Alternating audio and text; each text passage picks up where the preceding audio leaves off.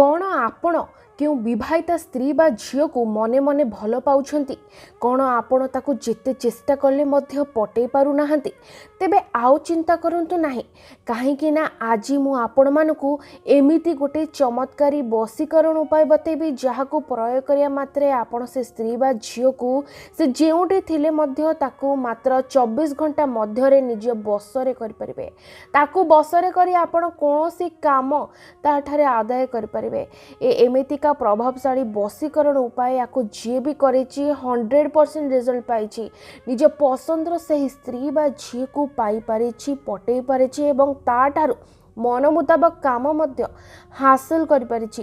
तेबे ए विधिटी को केमिति करिवे केउ समय करिवे जहा द्वारा आपण 100% रिजल्ट पाइबे सबु किछि मु आज डिटेल आपण मानकू ए वीडियो माध्यम रे बतै देबी। नमस्कार फ्रेंड्स, ओडिया फंडा चैनल को आपण मानकू स्वागत। तेबे निज पसंदर से स्त्री बा झील को पटेबा को जाई आपण समस्ते बहुत प्रकार तंत्र मंत्र जंत्र आदि करि सारिथिबे किंतु कोनोसी प्रभाव पड़े नाही। तेबे कौन करिवे मु आपण मानकू बतेबी परिश्रा करने समय कौन करदे जहाद्वारा से स्त्री बा झील आपण गुलामी करिवो। जो स्त्री दिने आपण को देखिले भाव देउ नथिला इग्नोर करि दउथिला कथा हबो कौन आपण नारे कंप्लेन करि दउथिला देखिबे से किपरि आपण सहित कथा हबा पई तड़पी उठिबो। आपण बिना गोटे मुहूर्त मध्य अलग रही परिबो नाही किपरि आपण ता सहित समय बिताइबे से निज आड़ू से व्यवस्था करिवो। तेबे ए विधिटी को आपण मने रखंतु जे कोनोसी बुधवार दिन प्रयोग करिदेबे। सामग्री बहुत सहज देखंतु साधा कागज नाली कलर पेन किंबा मार्कर टे नै आसीबे।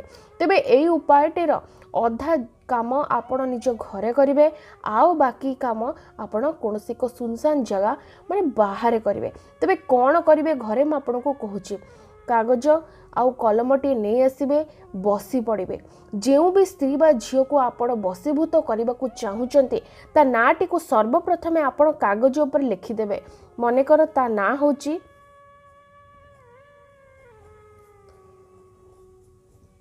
सीमा एठारे ता ना लिखिदेवे सीमा तापर एठी प्लस चिन्ह देवे एवं तापर आपण लिखिदेवे निजर ना मनकर आपण ना होची राहुल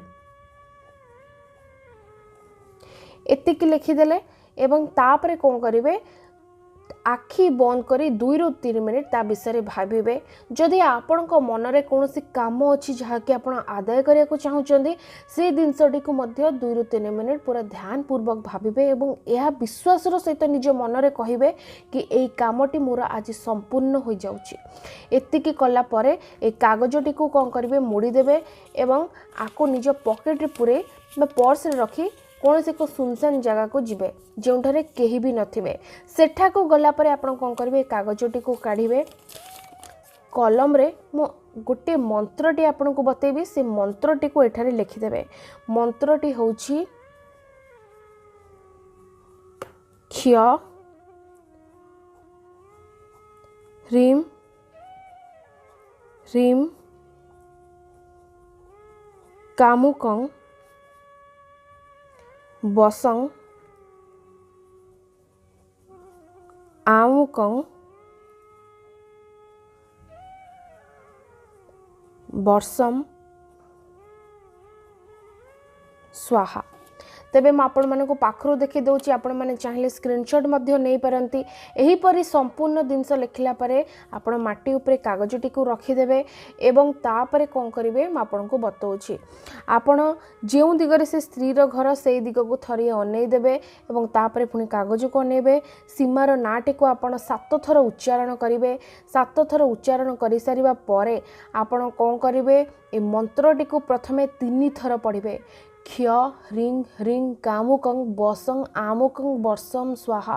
एठारे आमुकं जगह आपण सीमार नाटी को उच्चारण करिवे केवल 3 थर उच्चारण करिवे एवं तापरे आपण कागज उपरे परिश्रा करिवे एवं से परिश्रा करिबा समय रे आपण मध्य 3 थर ए मंत्रटी को उच्चारण करिदेबे। एतिकी कला परे ଆପଣ କ'ଣ କରିବେ ଏବଂ ନିଜ ଘରକୁ ଫେରି ଆସିବେ। ଆଉ ଆପଣଙ୍କୁ ଏଇ କାଗଜ ଛୁଇଁବାର ନାହିଁ, ଆଉ ପଛକୁ ବୁଲିକି ଅନେଇବାର ନାହିଁ। ଘରକୁ ଚୁପଚାପ ପଳେଇବେ ଏବଂ ଘରକୁ ଯାଇକି ଆପଣ ଯେଉଁ ବି ଲୁଗାପଟା ପିନ୍ଧିକି ଯାଇଛନ୍ତି ସେ ଲୁଗାପଟାକୁ ବଦଳି ପକାଇବେ, ହାତ ଗୋଡ଼ ଭଲ ଭାବରେ ଧୋଇ ନେବେ ଏବଂ ଆଉ କିଛି କରିବାର ନାହିଁ। ଏତିକି କରିବା ପରେ ଆପଣ କେବଳ ଆପଣଙ୍କର ଗୋଟିଏ କାମ, ତା ହେଉଛି 24 ଘଣ୍ଟା ଆପଣ ଅପେକ୍ଷା କରିବେ ସେ ସ୍ତ୍ରୀ ବା ଝିଅ ଆପଣଙ୍କ ଆଡ଼କୁ ଆକର୍ଷିତ ହୋଇଯିବ। ତେବେ ମନେ ରଖନ୍ତୁ, এই ଉପାୟଟିକୁ ମୁଁ ଆପଣଙ୍କୁ କହି ରଖିଛି କି ଏହାକୁ କେବଳ ଆପଣ ବୁଧବାର ଦିନ ପ୍ରୟୋଗ କରିବେ। କିନ୍ତୁ କେଉଁ ସମୟରେ ଏହାକୁ ପ୍ରୟୋଗ କରିବେ ଯାହାଦ୍ୱାରା ଆପଣଙ୍କର କାମଟି ସଫଳ ହେବ, ତାହା ହେଉଛି କେବଳ ଦିନ 12ଟାରୁ ଆରମ୍ଭ କରି ଅପରାହ୍ନ 3ଟା ମଧ୍ୟରେ এই ବିଧିଟିକୁ ଆପଣମାନେ କରିପାରିବେ। ଧନ୍ୟବାଦ।